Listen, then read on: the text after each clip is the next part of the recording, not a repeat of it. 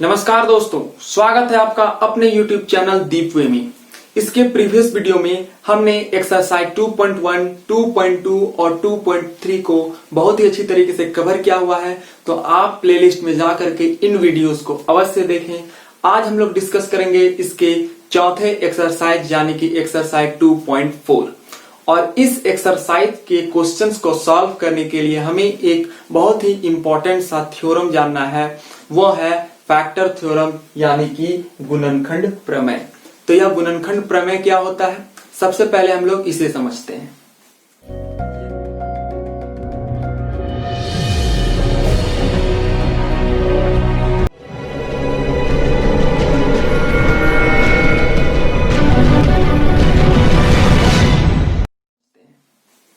यदि px जिसका घात 1 से ज्यादा हो, ठीक है, मान लेते हैं कोई px है जिसका घात क्या हो, 1 से ज्यादा हो, ठीक है। यहां पर हमने एक px ले लिया है जिसका घात क्या है, अधिकतम घात 2 है, जो क्या है या तो 1 के बराबर या फिर 1 से ज्यादा वाला एक बहुपद है, ठीक है। और a कोई वास्तविक संख्या है और मान लेते हैं a क्या है, कोई वास्तविक संख्या हो तो x माइनस ए यहां पर gx है, यहां पर ले लेते हैं x माइनस 1, ठीक है। तो x माइनस ए px का एक गुणनखंड होगा यदि pa बराबर 0। pa यहां पर क्या है, pa यहां पर है शेषफल, ठीक है। फिर से एक बहुपद इस बहुपद का गुणनखंड होता है यदि उसका शेषफल 0 होता है, ठीक है। दूसरे शब्दों में यदि शेषफल 0 है, यदि शेषफल 0 है तो उसका जो हमारा भाजक होगा x माइनस ए होगा, px का एक गुणनखंड होगा। इसी बात को उल्टा करके बताया गया है, ठीक है। यहां पर क्या बोला गया कि x माइनस ए px का एक गुणनखंड है यदि इसका शेषफल 0 है। दूसरे शब्दों में यदि इसका शेषफल 0 हो, ठीक है, यदि किसी भी भाग हम लोग कर रहे हैं और उसका शेषफल 0 है तो उसका जो भाजक होगा उसके भाज्य का क्या होगा, एक गुणनखंड होगा।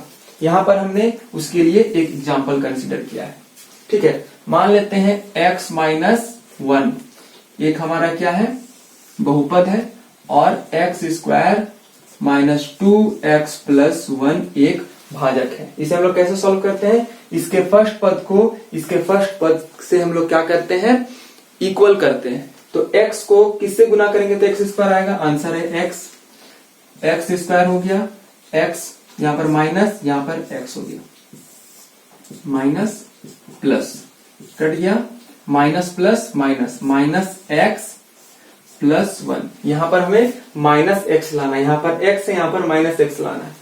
माइनस 1 से गुना कर देंगे तो minus x minus minus plus 1 और ये कैंसिल होकर के शून्य आ गया।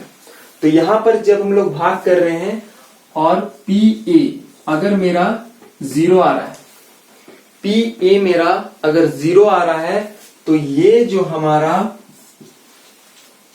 x माइनस ए क्या होगा, इस px का एक गुणनखंड होगा।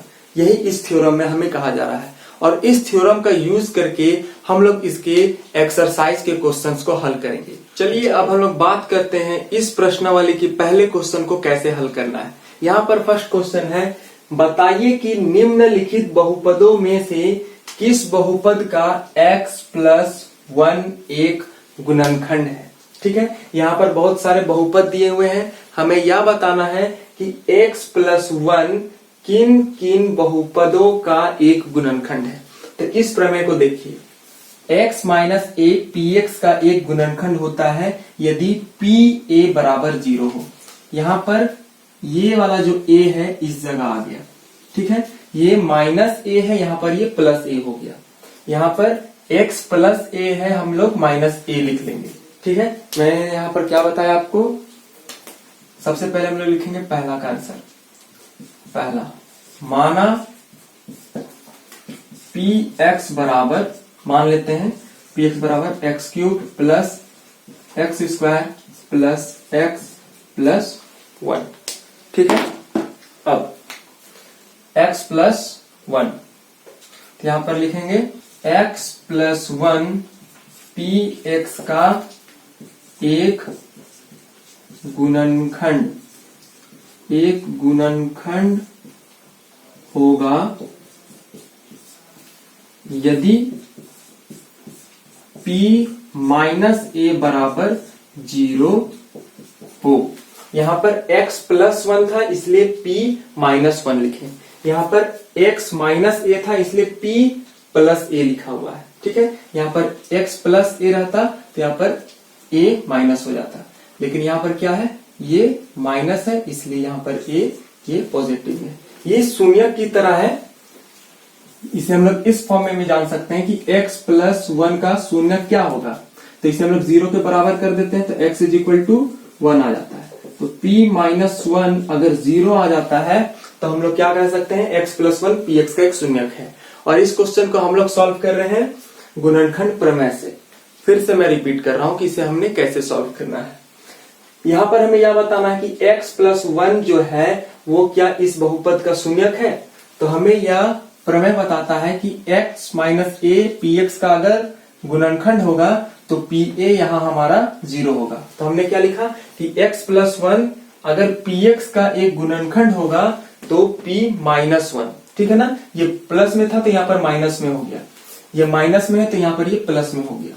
ठीक है, या फिर इसका हम लोग शून्य निकाल रहे हैं तो हमें माइनस 1 मिल रहा है। तो अगर p माइनस 1 0 है तो ये px x प्लस 1 का एक गुणनखंड होगा। यानी कि अब हम लोग क्या करेंगे, या p माइनस 1, तो p माइनस 1 क्या हो जाएगा, यहां पर देखिए p माइनस 1 बराबर माइनस 1 का क्यूब प्लस माइनस 1 का स्क्वायर प्लस माइनस 1 प्लस 1।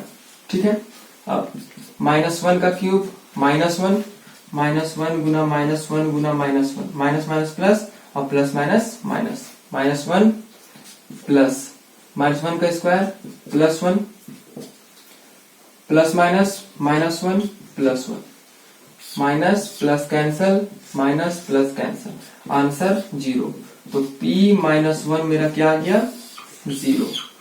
तो इसलिए हम लोग क्या लिखेंगे, इसलिए x प्लस 1 क्या है, px, इस वाले px का एक गुणनखंड है, px का एक गुणनखंड है। ठीक है, तो इस प्रकार से हमें इसे हल करना है। सबसे पहले हमें क्या करना है, या क्वेश्चन में कहा जा रहा है कि x प्लस 1 नीचे दिए गए बहुपद का एक गुणनखंड है। तो अगर x प्लस 1 नीचे दिए गए या फिर इस px का एक गुणनखंड होगा तो p माइनस 1, क्योंकि यहाँ पर x प्लस 1 था इसलिए p माइनस 1 क्या होगा, 0 होगा। तो हमने चेक किया और हमें 0 मिल गया। तो इसी तरह से हमें नेक्स्ट क्वेश्चंस को हल करना है। चलिए हम लोग बात करते हैं क्वेश्चन नंबर 4 को कैसे हल करना है। क्वेश्चन नंबर 2 और क्वेश्चन नंबर 3 आपके लिए होमवर्क है। क्वेश्चन नंबर 4 हम लोग सॉल्व करते हैं। तो यहाँ क्वेश्चन नंबर 4 को हमें कैसे हल करना है, सबसे पहले जो भी हमारा बहुपद दिया हुआ है उसे हम लोग px मान लेंगे। px is equal to x cube minus x square minus 2 plus √2 bracket into x plus √2। तो सबसे पहले हमें क्या सॉल्व करना है कि क्या x प्लस 1 इसका एक गुणनखंड है। तो हम लोग क्या लिखेंगे, x प्लस 1 इस वाले बहुपद का एक गुणनखंड होगा यदि p माइनस 1 बराबर 0 हो। तो हम लोग क्या करेंगे, p माइनस 1 निकाल लेंगे, माइनस 1 का क्यूब माइनस 1 का square minus 2 plus √2 minus 1 plus √2। ये ठीक है। अब हम लोग क्या करेंगे, इसे लिखेंगे माइनस 1 का क्यूब। तो माइनस 1 का क्यूब क्या हो जाएगा, माइनस 1 का क्यूब हो जाएगा माइनस 1 माइनस माइनस 1 का स्क्वायर हो जाएगा प्लस 1 माइनस, इसे हम लोग इंटू कर देते हैं। तो माइनस 1 इंटू 2, यहां पर क्या हो जाएगा -2, ठीक है। ये लोग इसे हम लोग लिख लेते, इस माइनस को हम लोग यहाँ लगा देंगे तो फिर क्या हो जाएगा -1 और 2 हो जाएगा यहाँ पर -2 प्लस -1 और √2 माइनस √2 प्लस √2, ठीक है। अब -1 -1 minus minus +2 plus minus -√2 plus √2। अब हम लोग इसको कैंसिल कर सकते हैं, माइनस माइनस प्लस चिन्ह माइनस का -2 +2 माइनस √2 प्लस √2, इस वाले प्लस से इस वाला प्लस वाला √2 कट जाएगा, -2 +2, आंसर क्या आ गया 0। यानी कि p-1 क्या है हमारा 0 के बराबर आ रहा है, ठीक है। इसलिए हम लोग लिखेंगे x + 1 इस बहुपद का एक गुणनखंड है। तो रिमेनिंग क्वेश्चंस को भी हमें ऐसे ही सॉल्व करना है। जिसका मान 0 आ जाता है तो वह हमारा क्या होगा, बहुपद होगा, और जिसका मान 0 के बराबर नहीं होता है तो वह हमारा गुणनखंड नहीं होगा। सॉरी, मैंने बहुपद बोला, गुणनखंड नहीं होगा, ठीक है। चलिए अब हम लोग बात करते हैं इसके क्वेश्चन नंबर 2 को हमें कैसे सॉल्व करना है। तो क्वेश्चन नंबर 2 में हमें क्या कहा जा रहा है, गुणनखंड प्रमेय लागू करके बताइए कि निम्नलिखित स्थितियों में से प्रत्येक स्थिति में gx px का एक गुणनखंड है। तो अगर हम लोग फैक्टर थ्योरम का यूज करके यह बताएं कि gx px का एक गुणनखंड होगा, तो इसके लिए हमें क्या करना होगा, इस x + 1 का शून्यक यानी कि p-1 को 0 शो करना होगा, ठीक है। क्या मैंने बोला, सबसे पहले हमें क्या लिखना है, गुणनखंड